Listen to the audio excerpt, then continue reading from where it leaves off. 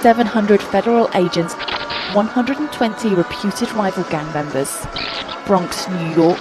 It's believed to be the largest gang takedown in New York City history. It's a link in my bio, click it. I'm going viral every minute. This is long, read if you want. So it's now made international news. I think I'm not really sure, just kind of guessing. People are making their own posts and everything. For anybody that doesn't know and would like to know, I guess. This is my nephew Amari. He was 2 years old. He was killed Monday, May 5th. On May 5th he was only presumed missing. Almost a week and a half later my sister called and texted saying he was dead. He's been dead the whole time. Tuesday afternoon to be exact. My nephew's killer is the boyfriend of my sister. Amari was beaten to death because he peed his pants and buried behind the motel they were living at. This whole entire experience is so hard and hurts so much to go through.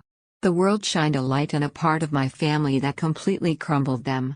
I have to sit here and witness my family going through the worst times of their lives while they're also plastered all over Facebook and the news and TikTok and literally everything.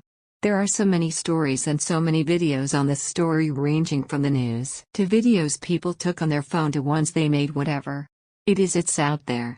Almost all of the stories started out the same: the mother and boyfriend did it and so on, exactly like that. Well, shortly after, my sister is getting death threats on Facebook. People are commenting on her posts saying she deserves to die, they're gonna beat the shit out of her, she better hope they never see her in public. Anything you could think of as to hurt someone, it was said to her. When it came out a few days later that I was her sister, I got a message from a news channel who wanted my story on it. And a message from a very nice lady telling me to burn in hell because you know what happened to this baby. Her exact words to me.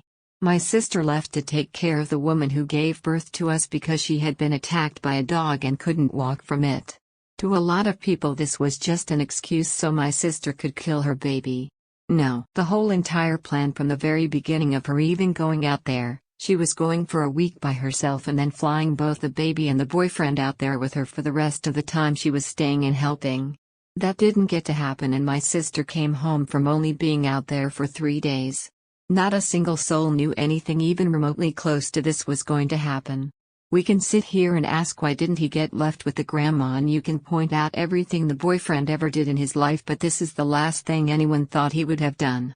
I know from first-hand experience that he did care about Amari and he did take care of him and wouldn't have let anything happen to him. I'm not defending him in the slightest either, and I know it's almost extremely hard to believe that I'm even saying that, but it's the truth. Whatever clicked on in his brain to make him be able to do this will never be known. He was a convicted felon who met my sister a little while after he got out of prison and they had been together ever since. That is why she felt safe leaving Amari. In my head I think he is a convicted felon. He did bad things, but my sister had been with him for almost a year. I understand why she left Amari with him. To me it makes sense.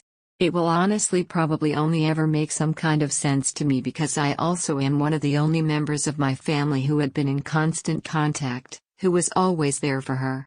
And was talking to her almost every day. In no way humanly possible am I defending Terrell or even defending my sister. This is my opinion and my view. My nephew was killed by someone who loved him and who he loved, which is one of the most tragic stories you can ever hear happening. No matter what the news or anybody else says, I know they loved each other and the three of them were a family. My family. If this post blows up just like all the other posts that were made about Amari, I personally want everyone to know that Amari was loved by every single person he had ever met in his life. He was always on someone's mind, in someone's heart. He was never not loved or thought about.